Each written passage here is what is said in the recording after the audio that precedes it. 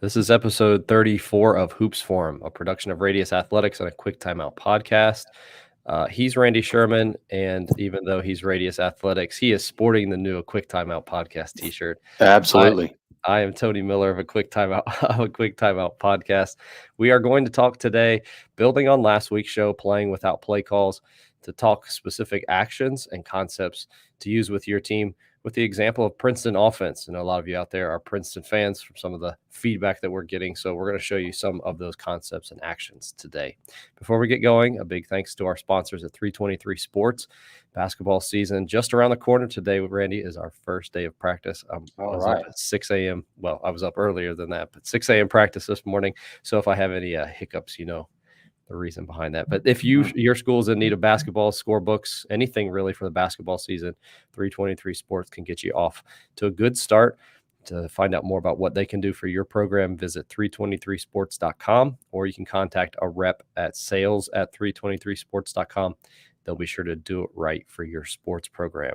So I mentioned at the beginning that this is building off last week's episode. Right. Ready for those who weren't here or haven't listened or haven't watched yet, the topic of playing without calls. Maybe refresh that, and then we'll we'll jump right into our Princeton stuff. Yeah, so the idea of playing without calls would be like if there's a live ball change of possession, like we get a defensive rebound or we get scored upon, we just immediately, like the coach from the sideline just doesn't interrupt the action, and the players know, hey, flow to these spots or sprint to these spots, and whatever sort of happens first with the ball, we just follow that and let the ball call the play and play from there. You could do that with a lot of offenses and a lot of styles of play. You could just run to these spots and get right into your motion. You could just run to these spots, get right into your drag screen action or what secondary break without needing the coach to call it. Just react to where the pass goes or the first, handoff or whatever starts possession. We're using Princeton today because, Princeton's made up of some different phases, point, low post, etc. That there's, again, providing this as an example without fixating so much on, hey, you should be running Princeton, but more of like, this is how you could do it with this particular offense, where there are different phases, different plays, if you will, low post, point, etc. But the coach doesn't have to call it from the sideline. The players just get to that Princeton base shape, and then the ball, where it goes first, sort of dictates where the possession leads. It's like follow the possession wherever it leads us is kind of what we're talking about. I'd encourage anyone who isn't a Princeton coach to stick with this. As Randy mentioned, the concepts and actions can really be implemented by anybody, especially for those that are running any kind of conceptual offense. Even if you're not, maybe something, a quick hitter. I posted this last week, a video. I didn't use the Princeton terms in my tweet, and I had a bunch of people getting after me. Oh, that's a Princeton series. It is, but you don't have to run Princeton. You can just teach your players to play out of concepts and do what was within the video. Speaking of video, what you see on the screen, those of you that are watching, we have video clips as well as a presentation. The presentation is one that Randy has put together recently, and we'll point you towards that at the end where you can get a hold of that. Those of you that are listening, I would encourage you to go back and watch this either on the Radius Athletics YouTube page or here on Twitter. You can go back and watch the full episodes on Randy and my pages, but several helpful clips, and we'll talk through each of these. So the videos here up on the screen, let me first start instead with the breakdown of the diagram, because it will probably make things a little bit more clear when it comes to the videos that we watch. So this first action here, the pitch ahead, Randy, talk them through this diagram, and then we'll show them the video that goes along with it. Yeah, so what you're going to see is the diagram come to life in the video, basically. And this, again, letting the ball come to place or call the play. You see the 5 players transitioning to that base Princeton shape where you've got, 2 forwards, 2 guard front, and the low post. But as one is advancing the ball, maybe they got 4 got a defensive rebound outletted to 1, or we got scored on, 4 was my inbounder, 1 is bringing the ball. They're looking ahead, and if they throw ahead to the wing, that sort of like sends up the signal, if you will, that we're in the low post phase of Princeton offense, where we don't need to call it. Like, I don't need to say, hey, run low post. The ball hits the wing. We're in that based on the shape. So you'll see one when they pass ahead to the wing, cut away to the far corner, like like is drawn there. And then eventually they'll get to this shape where the ball's on the wing. There's a low post, and then there's corner, wing, and point filled, and you're in low post shape. Yeah, so here's the Stanford Women, and you're going to see that, like where there's the throw ahead to the wing. This young lady's going to cut through to the far corner. You're going to see the post player running down the opposite lane line, and then cutting in toward the ball side block. And the three players, Stanford Women here doing this.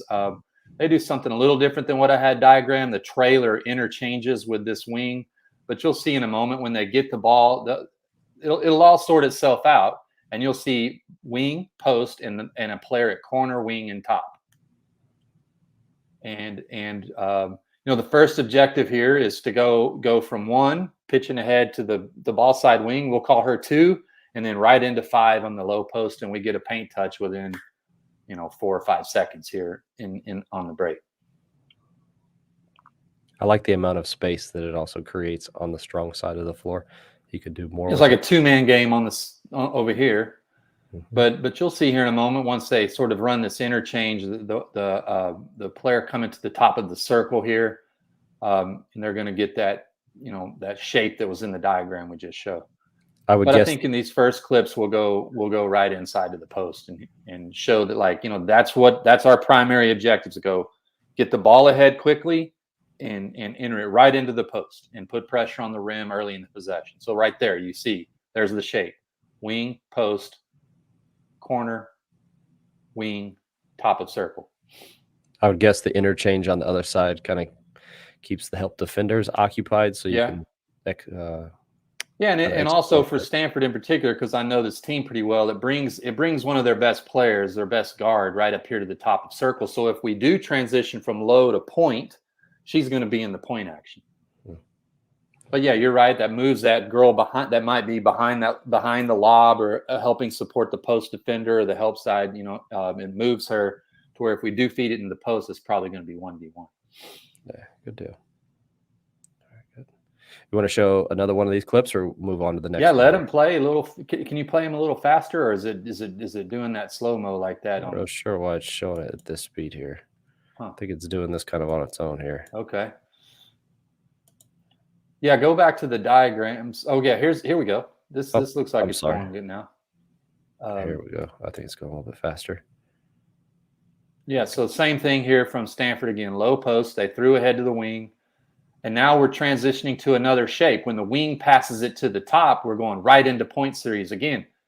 Coach doesn't call, hey, go low post to point. You're just reacting to where the ball goes and what happens next. So here they go from low post. The wing didn't feed the post. She threw it back to the girl at the point. That signifies point. The post rose to the elbow. They play to the elbow, and now they go right into point over the top. No calls. That's great. Just reacting. Yeah, I don't know why it's playing in that slow motion, but yeah, we'll try to speed it up here in a second. Let me go ahead and pause this. We'll go back. We'll come back to this as well. Let me go back to the diagrams for everybody. Yeah, so we saw that pitch ahead right into low post. Dribble push. I might have a couple clips in there. I think I do. I'm not sure what's exactly next on the video, but yeah. So looks like here we're going brush cut into point, or wave into point, where the guy cutting through, you see him right at the Atlantic 10 logo. He's cutting through in front of the post. The player with the ball centering with his dribble, and pause it right about now. We're in point shape. We've got the ball at the top of circle, post at the elbow, and corners and one wing filled, and we're right into point shape. And once the ball's entered to the elbow, the player who passed it can go over and screen for the man in the corner. They can go away, screen for the wing. They can cut middle. Again, no calls, just reacting to what happens first in the possession. Yeah, good deal. All right, let me go back to the diagrams here. While you explain this next one, let me pull up a different file here, and hopefully that we'll be able to see the videos a little bit better. Okay. Yeah, so what you're seeing on the screen right now would be, there's only so many things as we enter the front court that can happen first. The player bringing the ball might throw it ahead to the wing. Well, in Princeton, that signifies low post. We might wave a guy through like we saw. That would sort of signal we're waving right into point. Here in this diagram, we're making a guard-to-guard pass. A guard-to-guard pass, the player who makes the guard-to-guard pass is going to brush cut down the lane line and in front of the center. Two will dribble center it, and we're right into point. So again, we're just reacting to what the ball does first, if you will, and getting into that phase of Princeton offense based on that, not what the coach calls from the sideline. And we can enter into that. We can enter into that phase. Again, our topic from last week that we're carrying over to this week is playing without play calls. And no one said we're throwing. Hey, I want you to run. I want you to throw guard to guard and get into point. It just the decision that was made, and you're reacting to your teammates. You're reacting to the ball and letting that first distribution of the pass call the play. All right. Is this the forwards out? Yeah, forwards out would be signaled by handoff. You see that one okay? Yeah, that looks good. See if you can go back to some of those earlier ones, like drag it back. Sure. Yeah, so let's see. Yeah, you're going to see a lot of wave to point where the ball's being brought up the court by one guard, the opposite guard. We don't make a guard-to-guard pass. He instead cuts through right there, and we drop it into the elbow. So that when they did make a guard-to-guard pass and get right into point. I think the next ones will be just wave. See the player cutting through, right into point. There is no guard-to-guard pass. The off guard, the guard without the ball, he brush cuts down and out in front of the post to there he goes right there, and we go right into point away. Curl for a layup. So there's the wave, no call, right into point, screen away, curl, play to the pop man, chase your pass, right into middle ball screen. There's wave, point, okay, freeze it. This is another option, okay? So you saw in those other clips, this is sort of like the clip you shared where there's that dribble spin. Mm-hmm. But again, in Princeton, this isn't a call, it's a reaction to just let the possession take you where it wants to take you, right? So they were going wave to point. The guy was centering his dribble with his inside hand. He wants to enter the elbow, but he got to the midline and didn't like the entry. Felt like it was denied. They're playing Rhode Island when Hurley was their coach, and they use a lot of denial. So the player, he got to the midline, didn't like that elbow entry, and he spun, and that reverse, that's why they call this spin. So that reverse pivot sort of like moved us. We're not entering to the elbow. I'm dribbling at this player. He's going to cut through into a post up. He back cut into a post up.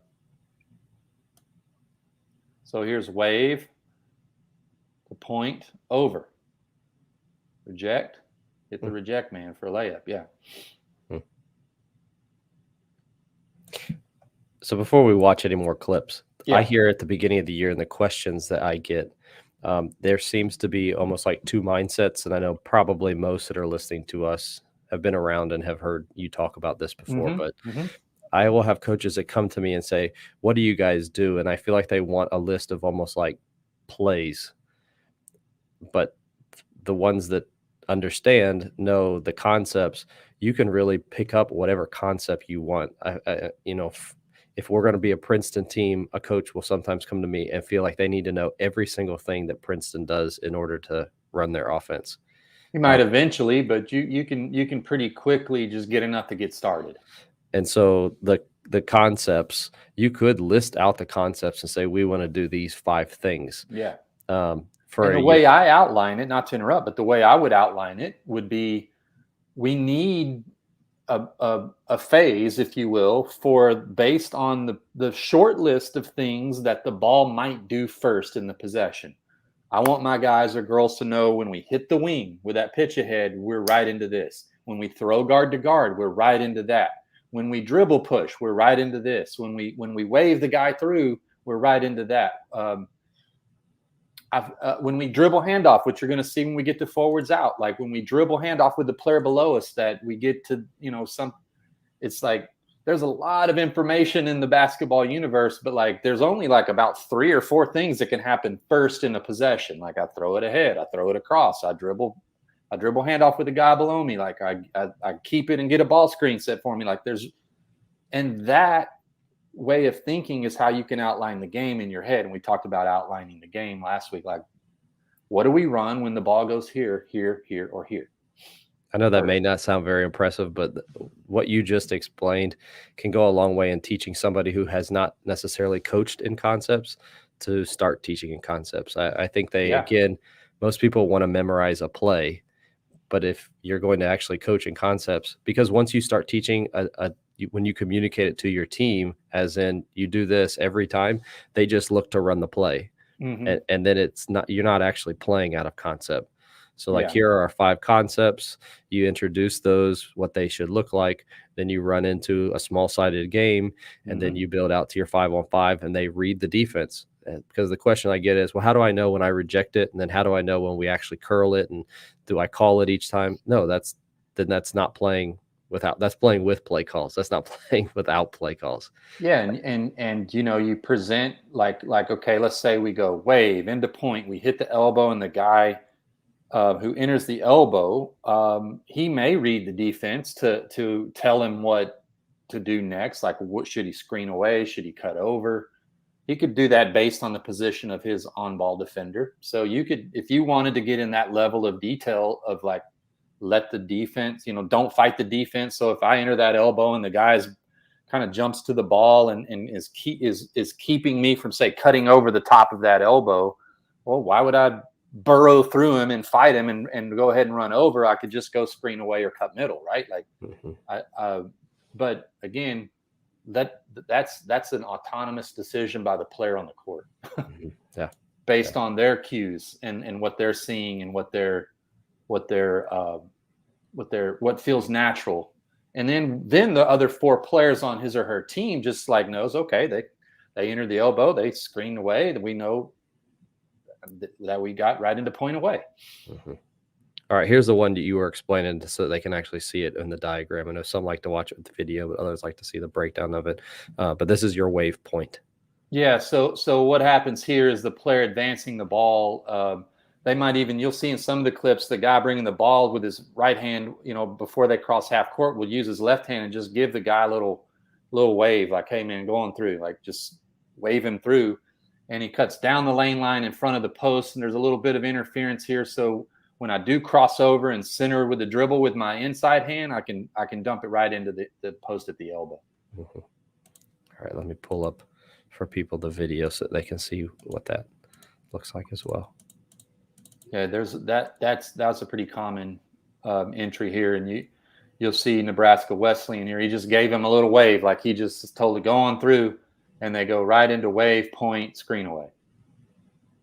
That one's one that you can signal. I mean, obviously, wave, you are waving him through. So yeah, but the player with the ball's kind of just like calling the action, like you go on and go through, like you saw it there with San Francisco wave.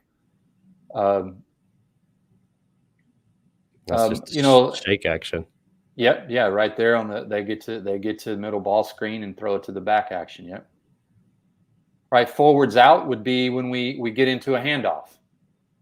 There might be a couple more clips, so just let it keep playing. So see, they hand off with the player below us. So there's another thing that can happen first. So they hand off and just flip the forwards to the top spots, throw a guard-to-guard pass. And again, what does guard-to-guard pass signal? Guard-to-guard pass signals point. So they're going to go forwards out. They make the guard-to-guard pass out of forwards out. He cuts down and out, and they go right into point.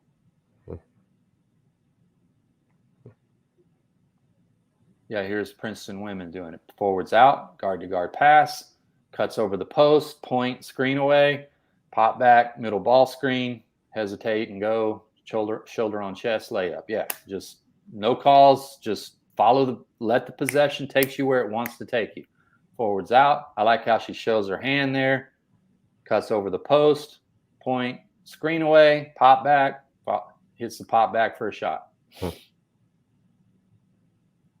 Here's Richmond, forwards out. They're going to go dribble handoff, guard to guard pass, cut over the post, right into point, point over. Into down screen handoff, like Chicago action, right there. Really nice. Yeah. Okay. Let's wait on this one. Yeah. Find the diagrams for open. I'm pretty sure they're in the diagrams. Open is just another phase of the Princeton offense. That's the you'll hear it called open or 1-2-2 in Princeton nomenclature. But it's simply 5 out. It's when we're 5 out.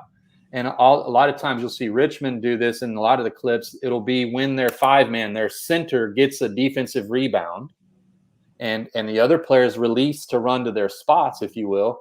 And the 5-man he's not out on a rim run because he got the rebound.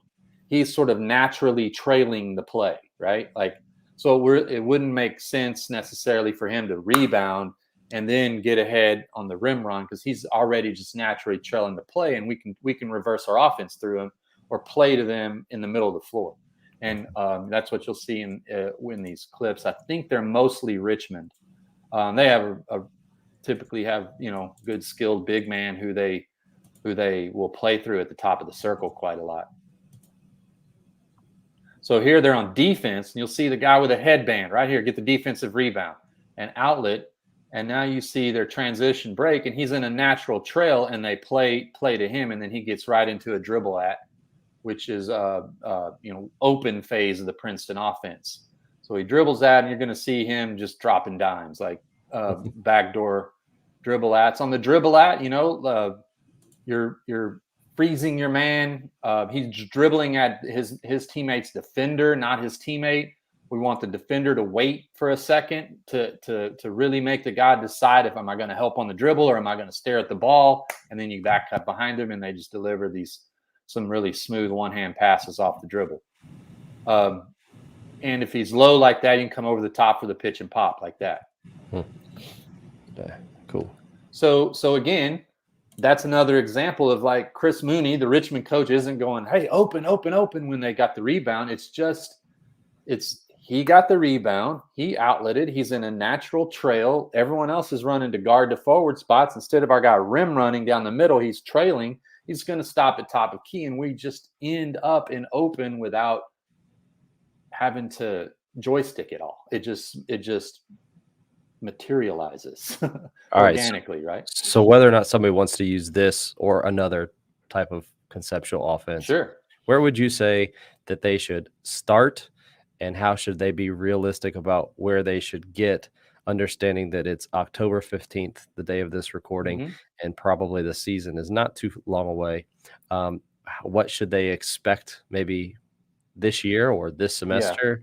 Yeah. And just being realistic about actually building this into their offensive system.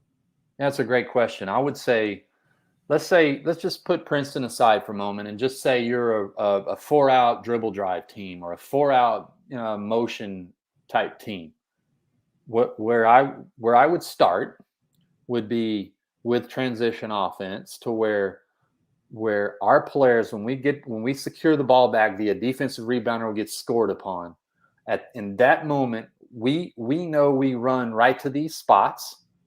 We're going to fill corner, top, and post or something like that if we're a 4-out motion team, or we're going to fill corner, top, and backside dunker if we're a dribble drive 4-out type team. And I began with instilling the habit of our team of, we just got the ball back, defensive rebound, we just got scored on, we're inbounding, get there and get to those spots. And then show the team that hey, because this is the way I'm teaching you transition offense to get to these spots, I don't need to call our offense for you. Like you're running right into the offense. You run right into that shape that we begin with. What I tried to do with my teams is I would teach our primary break, and then I would, in the same practice, I'd be doing some half-court breakdown drills. If we're hypothetically we're dribble drive, I'm working on our drive and kick stuff and our passing and cutting out of our 4-out shape, and And, I'm doing that within the same first few practices. And then there's going to be a few days ahead from now, where I'm able to show them, like we've been working on primary break in the full court, where we just throwing ahead, hitting the 5-man. We're just, and then I'll be able to show them in a few days, maybe even a day or two, or even in one practice, of like, hey, check it out. If all the primary break stuff, if it doesn't present an opportunity, those two paths I've been teaching, transition offense and half court offense, can just converge together. We can just go right into it. It's like, hey, if we throw it down and cut through and square the top and come back up and there's nothing there, what are we in? Oh, we're in our offense. That's where I would start. Just simple. Can we hit those 4 or 5 spots of our offensive shape consistently in our sleep? Like, we get a rebound, we run to those spots, and we rarely mess that up. And we begin with that shape. That's where I would start. I would say, I always had the goal of by our first game, to be able to do at least that with our base offense. Just get to those 4 or 5 spots and be able to go right into our base offense right off the break, with no call needed in those live ball situations.